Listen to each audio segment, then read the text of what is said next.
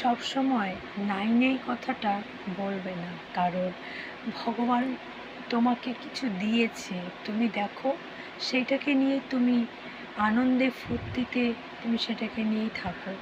কারণ সবসময় নাই নেই করলে ভগবান মা লক্ষ্মী বড্ড অসন্তুষ্ট হয়, একদিন সব শেষ হয়ে যায়। তখন তুমি হাজারো সেই জিনিসগুলো যা ছিল তোমার কাছে সবই সেগুলোও একদিন না একদিন থাকবে না, কারণ তুমি সব সময় নাই নাই কথাটাই বলে গেছো। একদিন না একদিন সেটা সত্যি হয়েই দাঁড়াবে। তুমি এই শব্দটা ব্যবহার করো না, ভগবান মা লক্ষ্মী অসন্তুষ্ট হয়। যা পেয়েছো সেটা নিয়ে খুশি থাকো। অন্যেরটা দেখে নিজের হিংসা করে কখনো ওই জিনিসটা পাবে। তোমার যেটা পেয়েছো, তোমার সেটা প্রাপ্য ছিল, সেটাই তুমি পেয়েছো।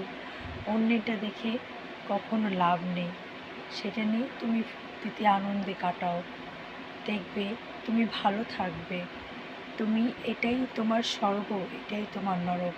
তুমি নাই নেই করে যদি তুমি সবসময় মনটাকে অসন্তুষ্ট রাখো না, দেখবে তোমার মনটা ঠিক অসন্তুষ্টই থাকবে। তুমি যদি মনে আমার যা আছে সেটাই আমি সন্তুষ্টি, আমি ভালো আছি, এটাই তোমার স্বর্গ। কথাটা শুনতে খারাপ লাগলেও এটাই সত্যি।